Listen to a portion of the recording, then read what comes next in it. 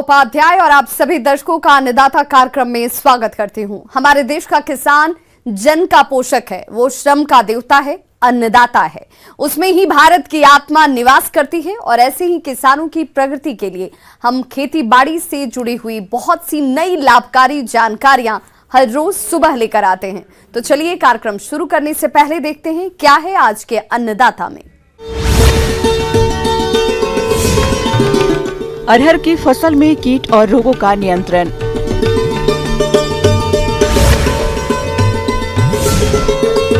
Aloe vera की खेती से किसान होंगे मालामाल।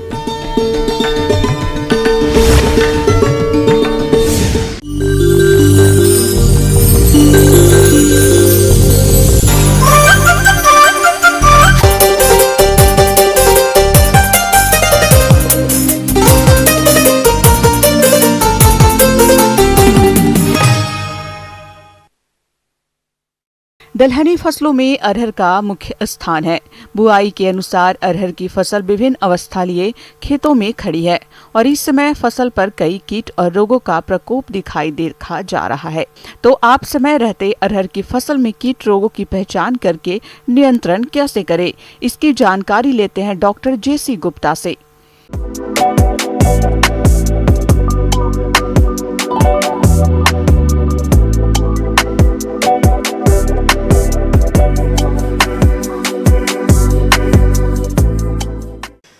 किसान भाइयों, खरीफ के मौसम में हमारे देश के किसान भाई अरहर की बहुत तादाद में खेती करते हैं और अरहर की भरपूर पैदावार लेने के लिए इसमें कीट एवं रोग नियंत्रण करना बहुत आवश्यक है। वह समय रहते आप करेंगे तो आपकी फसल कीट एवं रोगों से मुक्त रहेगी और आपको अधिक से अधिक लाभ प्राप्त होगा। किसान भाइयों, अरहर की फसल को इस समय पत्ती लपेटक कीट द्वारा अत्यधिक नुकसान पहुंचाया जाता है। यह कीट अरहर के पौधों की पत्तियों को लपेटकर जाला बनाता है और उनको खुरच कर खाता रहता है, जिससे पत्तियों का क्लोरोफिल कम हो जाता है और पौधे अपना भोजन नहीं बना पाते, जिसकी वजह से फसल कमजोर हो जाती है और उत्पादन में कमी आ जाती है। इसलिए आप इस कीट की पहचान कर रासायनिक नियंत्रण के लिए ट्राइजोफॉस दवा की 1.5 मिलीलीटर मात्रा को प्रति लीटर पानी के हिसाब से घोल बनाकर छिड़काव करने से इस कीट का नियंत्रण आसानी से किया जा सकता है। उसमें एक जो कीट है जो सबसे अधिक नुकसान पहुंचाता है, जिसे हम कहते हैं फली भेदक या फली छेदक कीट। फली छेदक कीट है जो फली भेदक कीट है। यह कीट अरहर की फसल में जब फूल आता है तब इसकी तितली खेत के चारों तरफ आप घूमेंगे, निगाह करेंगे तो आपको उड़ती हुई दिखाई देगी और यह भूरे रंग की तितली अंडे देती है और अंडे जो फूल के पास और पत्ती पर दे करके चली जाती है और दूसरे जगह जा कर के फिर दूसरे पौधे पर फिर अंडे देती है। 3-4 दिन बाद अंडों से छोटी छोटी इल्लियाँ निकल जाती हैं और ये पहले शुरू में रस चूस करके और खा करके थोड़ी बड़ी हो जाती है और इसके बाद फिर जैसे ही फली लगना शुरू होती है और ये फली में अंदर प्रवेश कर जाती है, छेद करके अंदर घुस जाती है और हमारे दानों को खाना शुरू कर देती है, जिससे अरहर की फसल में बहुत अधिक नुकसान होता है। किसान भाइयों, अगर इस तरह की तितलियां आपको दिखाई दे रही हैं तो आप समझ जाएं कि आपके खेत में फली छेदक कीट का प्रकोप होने वाला है। इसका जो प्रबंधन करने के लिए या इसका नियंत्रण करने के लिए आप इसमें स्पाइनोसैड एक दवा आती है, स्पाइनोसैड दवा। ये दवा 170 मिलीलीटर दवा 500 लीटर पानी में घोल बना करके प्रति हेक्टेयर के हिसाब से छिड़काव करें। किसान भाइयों, अरहर की फसल को उकठा रोग द्वारा अधिक हानि पहुंचाई जाती है, क्योंकि यह रोग फ्यूजेरियम नामक कवक से फैलता है। रोग के लक्षण साधारण तौर पर फसल में फूल लगने की अवस्था पर दिखाई पड़ते हैं और सितंबर से जनवरी महीने के बीच में यह रोग देखा जा सकता है, जिसकी वजह से पौधे बड़ी तेजी से सूखने लगते हैं और देखते ही देखते यह रोग पूरे खेत में फैल जाता है। यदि आपकी फसल में इस रोग का प्रकोप हो रहा है तो इसके नियंत्रण के लिए सबसे पहले आप रोग ग्रसित पौधों को उखाड़कर नष्ट करें। इस बीमारी से बचने के लिए रोग रोधी जातियां जैसे JKM 189, C11, JKM 7, BSMR 853, आशा आदि का चयन करें। उन्नत जातियों के बीजों को उपारिक करके ही बुवाई करें। गर्मी में खेत की गहरी जुताई व अरहर के साथ ज्वार की अंतर्वर्ती फसल लेने से इस रोग का संक्रमण कम रहता है। इसके अलावा किसान भाइयों, अरहर की फसल में कुछ रोग व्याधियां भी आती हैं जिनके कारण अरहर की फसल को काफी नुकसान होता है। अरहर में आपने देखा होगा कि कभी कभी छोटी छोटी पत्तियां बन जाती हैं जिनमें फूल नहीं आते, फल नहीं लगते, पौधा छोटा रह जाता है और पत्तियां भी बहुत छोटी छोटी और बहुत अधिक संख्या में दिखाई देने लगती हैं। ये जो है इस तरह के रोग को हम कहते हैं कि अरहर का वांध्य रोग। इसमें फूल और फलियां नहीं लगती हैं जिसके कारण अरहर की फसल को काफ़ी नुकसान होता है। इस प्रकार का रोग आपको दिखाई दे रहा है तो ये जो है विषाणु जनित रोग है, इसलिए कीट पतंगे इस रोग को आगे और फैलाते हैं। इसलिए जैसे क्विनोलफॉस है या डाइमेथोइट दवा, इन दो दवाओं में से कोई भी दवा 750 मिलीलीटर दवा 500 लीटर पानी में घोल बना करके और 10-10 दिन के अंतर से 2 बार छिड़काव कर देंगे तो अरहर का जो ये विषाणु रोग है इससे आपकी फसल बच जाएगी, सुरक्षित हो जाएगी और आपको अधिक से अधिक पैदावार मिलेगी। किसान भाइयों, अभी तक आपने खेती से जुड़ी हुई कुछ उपयोगी जानकारियां देखी। अब लेते हैं एक छोटा सा ब्रेक, जल्द लौटेंगे और कार्यक्रम में आगे भी है खेती बाड़ी से जुड़ी हुई महत्वपूर्ण जानकारियां, तो बने रहिए हमारे साथ।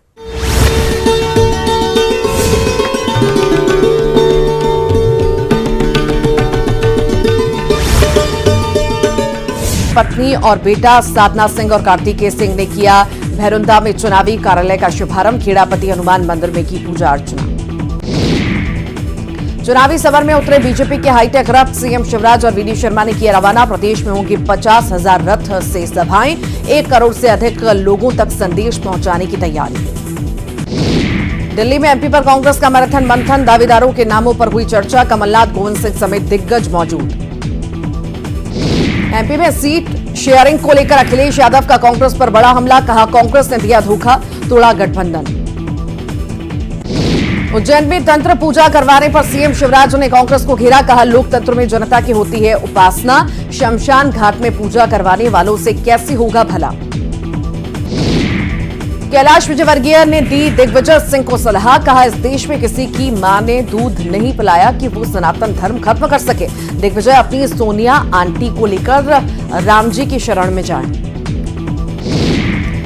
खतरे में पड़े सिंधिया समर्थक मंत्रियों के टिकट, महेंद्र सिंह सिसोदिया, सुरेश धाकड़, ब्रजेंद्र सिंह यादव और ओपीएस भदौरिया पर नहीं फैसला। बीजेपी के 4 लिस्ट में अभी तक इनके नामों पर सस्पेंस। बीजेपी ने जारी की छत्तीसगढ़ में 40 स्टार प्रचारकों की सूची।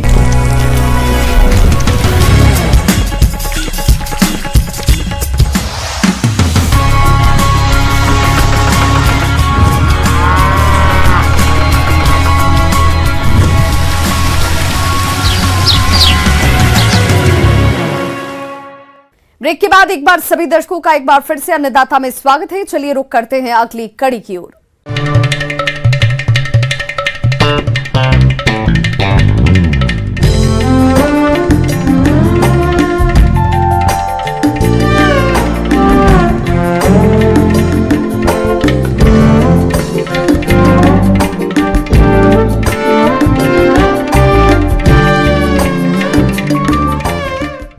किसान भाइयों, देश दुनिया में आयुर्वेदिक और इम्यूनिटी बढ़ाने वाले प्रोडक्ट की डिमांड में काफी तेजी आई है।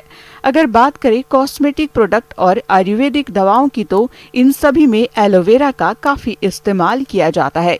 यही वजह है कि बाजार में इसकी डिमांड बहुत ज्यादा है। तो आप इसकी खेती से अधिक लाभ लेने के लिए इसकी रोपाई और उसके बाद कौन कौन से जरूरी कार्यों को करें, इसकी समस्त जानकारी दे रहे हैं प्रोफेसर टीवी कट्टीमनी।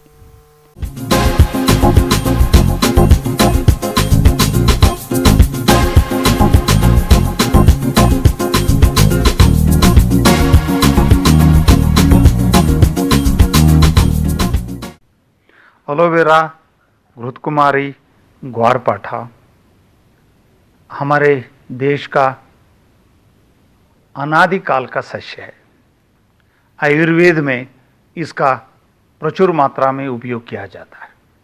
अभी आधुनिक संदर्भ में इसका उपयोग ज़्यादा बढ़ने लगा है, क्योंकि औषध में इसका उपयोग होने लगा है, कॉस्मेटिक्स में इसका उपयोग होने लगा है, सिर के शैम्पू में इसका उपयोग होने लगा है, फेस पैक में इसका उपयोग होने लगा है, पेट को साफ करने के लिए उसका उपयोग किया जाता है। इसके बहुत बहुत सारे इससे ज़्यादा उपयोग हैं। किसान भाइयों, ग्वारपाठा या एलोवेरा की व्यावसायिक खेती शुष्क क्षेत्रों से लेकर सिंचित मैदानी भागों में की जा सकती है। आज के समय में इसकी खेती देश के सभी भागों में की जा रही है। इसकी सबसे बड़ी खासियत यह है कि इसकी खेती बहुत ही कम पानी और अर्ध शुष्क क्षेत्रों में आसानी से कर सकते हैं। भारत में एलोवेरा की उन्नत किस्में जैसे IC111271, IC111280, IC111269, IC111273 और सीम शीतल L123 आदि किस्मों को लगाकर व्यावसायिक तौर पर आप उत्पादन ले सकते हैं। कैसी जमीन होनी चाहिए, मैं अभी इस समय में बोलना चाहूँ, कैसी जमीन होनी चाहिए वो जरूरत ही नहीं, कैसे भी जमीन हो वहाँ ये ग्वारपाठा आपको मिलेगा। इसका फायदा आप उठाइए, क्योंकि अमरकंटक की जो एरिया है यहाँ पानी अच्छा गिरता है, यहाँ ये कंटीला है या पथरीला है और ये रेतीला है, और जो आप डालिए वो यहाँ पैदा होता है। इसका फायदा हमको उठाना चाहिए। ग्वारपाठा को लगाने का बहुत सिंपल तरीका ये है, हम जमीन को थोड़ा लूज करने के बाद, इनको थोड़ा भुरभरा करने के बाद, किसान भाइयों, एलोवेरा फसल को रासायनिक उर्वरकों की आवश्यकता कम होती है, इसलिए आप urea 110 kilogram, single super phosphate 155 kilogram और म्यूरेट ऑफ पोटाश 42 किलोग्राम प्रति हेक्टेयर की दर से खेती की तैयारी के समय डालकर मिला देना चाहिए। एलोवेरा की रोपाई का सबसे उपयुक्त समय जुलाई अगस्त है, लेकिन जिन किसानों के पास सिंचाई की सुविधा है वह इसकी खेती साल भर कर सकते हैं, लेकिन इस बात का ध्यान रखें कि अगर ठंड अधिक पड़ रही हो तब इसकी रोपाई नहीं करनी चाहिए। एलोवेरा को, ग्वारपाठा को लगाने के लिए, उसकी कृषि करने के लिए हमको जंगल को काटने की जरूरत नहीं है, हमको पेड़ पौधों को काटने की जरूरत नहीं है। जहां जगह मिले, वो छांव में हो, धूप में हो, वो पानी में हो या अकाल में हो, ये उगेगा ही उगेगा, बढ़ेगा ही बढ़ेगा। जहां चाहे इसकी कृषि हम कर सकते हैं।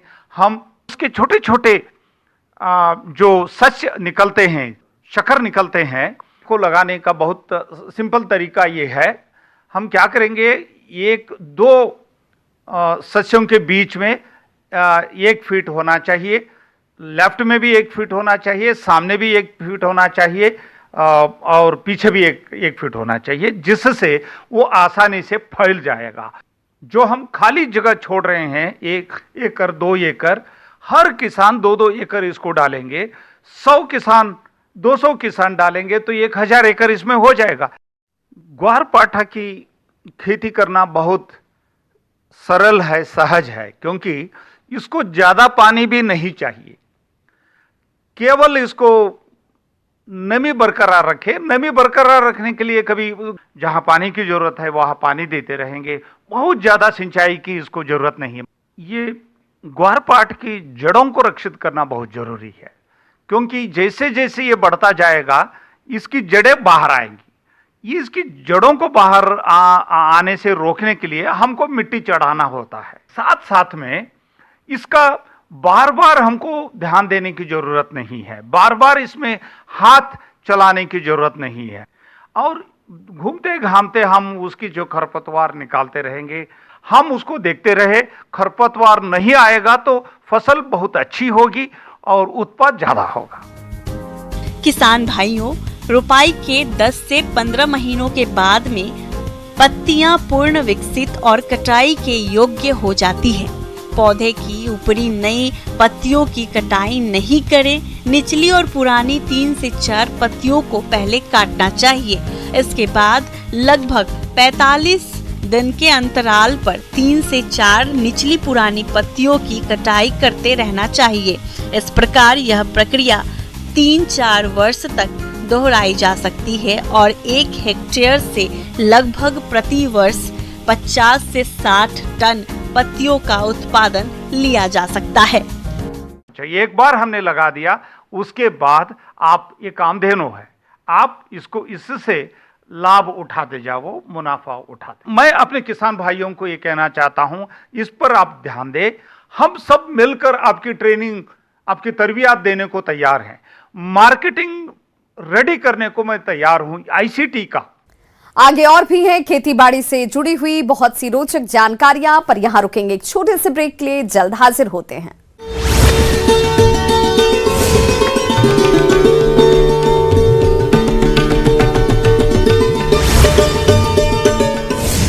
राजनाथ सिंह, गडकरी, जेपी नड्डा दिखाएंगे दम। यूपी और एमपी के सीएम भी करेंगे प्रचार। मिशन बस्तर पर कांग्रेस पर बरसे केंद्रीय गृह मंत्री।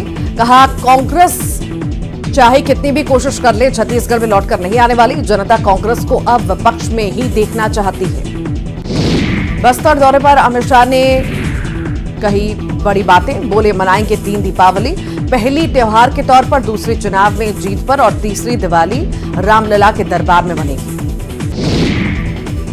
बीजेपी की सरकार आने पर छत्तीसगढ़ को करेंगे नक्सल मुक्त। बस्तर से केंद्रीय गृह मंत्री अमित शाह का दावा। कहा, प्रदेश में मनेगी 3 दीपावली। बीजेपी के घोषित प्रत्याशियों पर भी भूपेश बघेल ने कसा तंज। बोले, हमारे यहां काम पर एआईसीसी देती है टिकट। बीजेपी में रमन सिंह के बताए लोगों को मिलता है टिकट।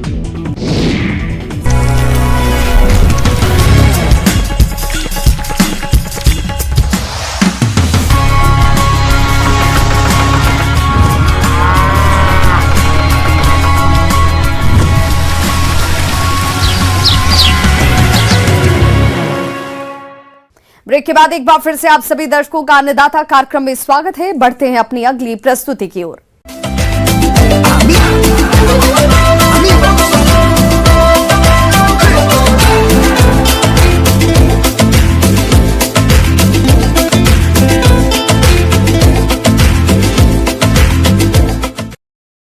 किसान भाइयों, गाय भैंसों का पालन लगातार उभरता हुआ व्यवसाय बनता जा रहा है और अब बने भी क्यों नहीं, क्योंकि पशुपालकों को इससे अच्छी आय जो मिलते हैं। डेयरी व्यवसाय को छोटे स्तर से लेकर बड़े स्तर पर आसानी से किया जा सकता है, लेकिन आपको इस व्यवसाय को शुरू करने के लिए दुधारू पशुओं को खरीदते समय कुछ विशेष बातों का ध्यान रखना होगा। तो आप पशु खरीदते समय किन किन बातों का विशेष ध्यान रखें, इस बारे में जानकारी दे रहे हैं पशु विशेषज्ञ LN वर्मा।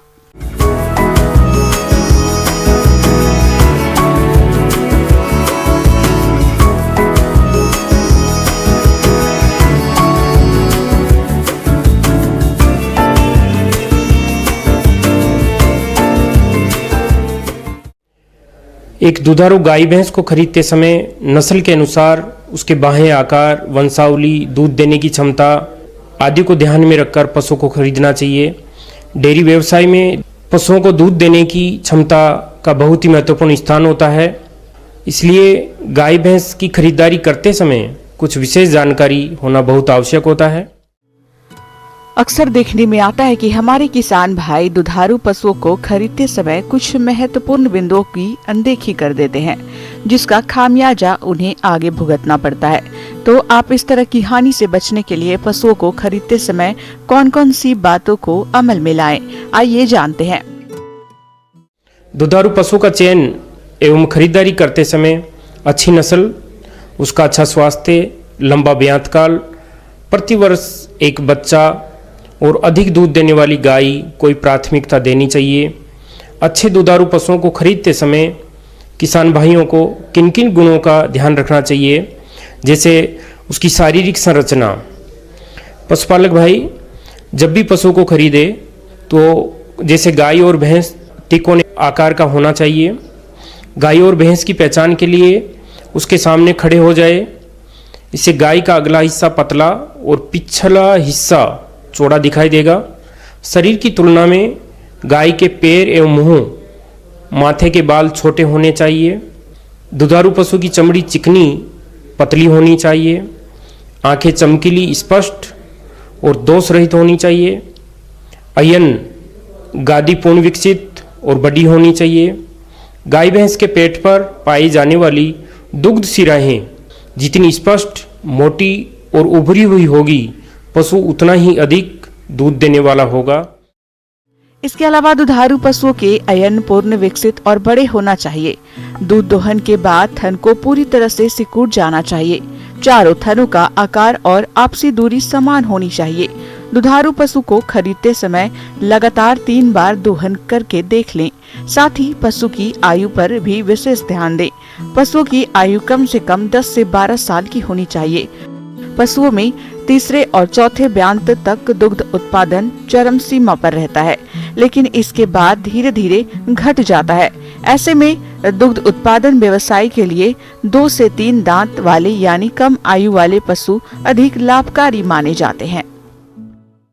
पशुपालक भाई उसकी उम्र को सामान्य दशा को देखकर भी पता लगा सकते हैं। दांतों को देखकर भी उम्र का ज्ञात कर सकते हैं। सींग के छल्लों को देखकर भी पशु की उम्र ज्ञात कर सकते हैं। और पशुओं का स्वास्थ्य अच्छा होना चाहिए। स्वास्थ्य के बारे में अगल बगल के पड़ोसी से जानकारी भी अवश्य लेनी चाहिए। टीकाकरण समय पर हुआ है या उस पशु की क्या बीमारी है, सही जानकारी लेना आपके उत्तम स्वास्थ्य पर भरोसा किया जाना है।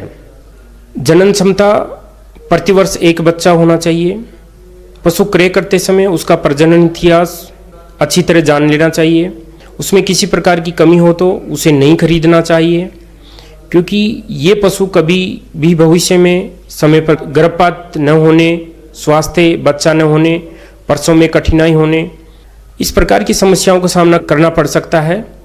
अथवा जब दुधारू गाय भैंस खरीदे तो दूसरे या तीसरे ब्यांत की ही गाय भैंस खरीदे, और जिस पशुपालक से आप गाय भैंस खरीद रहे हैं उसके पड़ोसी से ये पूरी हिस्ट्री आपको लेनी चाहिए। अंत में किसान भाइयों, जब पशु का चयन करना हो तो ये जो आपको मुख्य बिंदु बताए गए हैं उन पर आप सावधानी से गौर करें और हमेशा इसी तरह का पशु खरीदना चाहिए। और आप पशु खरीदते हैं तो जिस पशुपालक से आप खरीद रहे हैं तो उससे कम से कम 5 से 7 दिन का आहार या आहार की जानकारी पता कर ही आप उस पशु को 5 से 7 दिन तक उसी तरह का आहार दें, जिससे कि उसमें तनाव नहीं हो और दूध उत्पादन उसका बराबर बना रहे।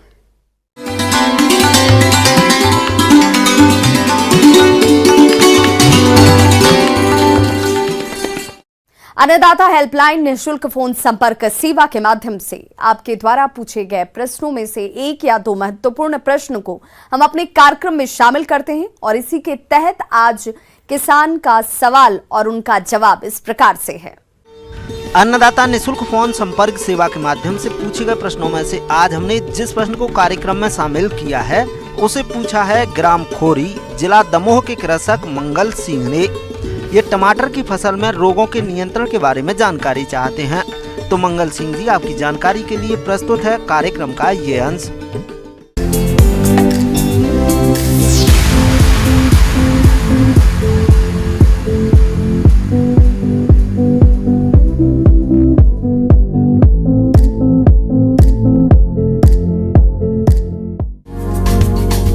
किसान भाइयों, टमाटर का उपयोग सब्जी, सलाद, अचार और अन्य कई व्यंजन बनाने में किया जाता है, जिसकी वजह से टमाटर की मांग वर्ष भर बाजार में बनी रहती है।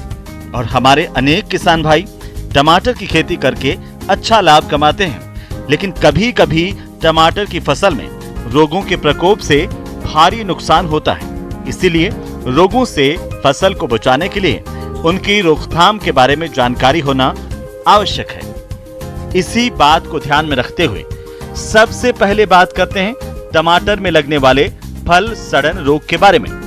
किसान भाइयों, इस रोग का संक्रमण अधिकतर बच्चे और हरे फलों पर दिखाई देता है। रोग से प्रभावित फलों पर हल्के या गहरे भूरे रंग के गोलाकार धब्बे चक्र के रूप में दिखाई देते हैं। जो हिरण की आंख की तरह लगते हैं। रोगग्रस्त फल अक्सर जमीन पर गिरकर सड़ जाते हैं और ये सड़े हुए फल रोगजनक और फफूंद की वृद्धि कर संक्रमण को और बढ़ाते हैं। इसीलिए समय रहते इस रोग का नियंत्रण करना जरूरी होता है। तो इसके नियंत्रण के लिए टमाटर के पौधों को लकड़ी या तार की सहायता से सीधा खड़ा करें। भूमि की सतह पर 15 से 20 सेंटीमीटर तक की पत्तियों को तोड़ दें। सिंचाई की उचित व्यवस्था कर अतिरिक्त पानी का निकास सुनिश्चित करें। इसके अलावा रोगग्रस्त फलों को तोड़कर नष्ट करें।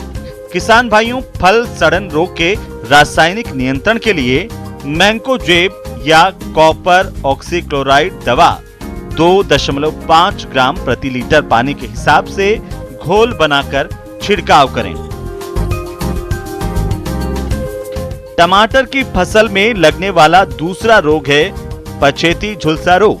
किसान भाइयों, ये रोग फाइटोप्थोरा नामक रोग जनक फफूंद से होने वाला रोग है, जो कि टमाटर की फसल के लिए अत्यंत घातक होता है। अधिक नमी और कम तापमान होने पर यह रोग महामारी के रूप में फैलता है।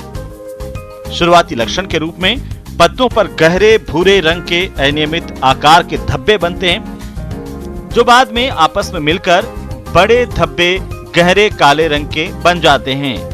अनुकूल परिस्थितियों में संपूर्ण पत्तियां झुलसकर गहरे काले रंग की दिखाई देती हैं, जिसकी वजह से फसल को अधिक नुकसान होता है। इसके साथ ही टमाटर की फसल में अगेती झुलसा रोग भी आता है। ये रोग आल्टरनेरिया सोलेनाई नामक रोग जनक फफूंद से होने वाला रोग है, जिसके लक्षण पौधे के पत्तों पर गहरे भूरे रंग के गोलाकार चक्रनुमा धब्बे बनते हैं, जो लक्ष्य पटल की तरह से दिखाई देते हैं, और वातावरण में अधिक नमी होने पर ये धब्बे आपस में मिलकर गहरे भूरे रंग के हो जाते हैं। अधिक प्रकोप होने पर पत्ते समय से पहले पीले पड़कर झड़ जाते हैं, जिसकी वजह से टमाटर के उत्पादन में भारी कमी आ जाती है।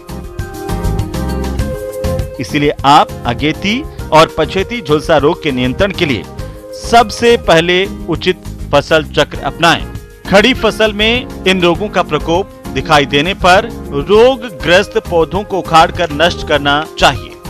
फसल में उर्वरकों की संतुलित मात्रा का ही प्रयोग करें।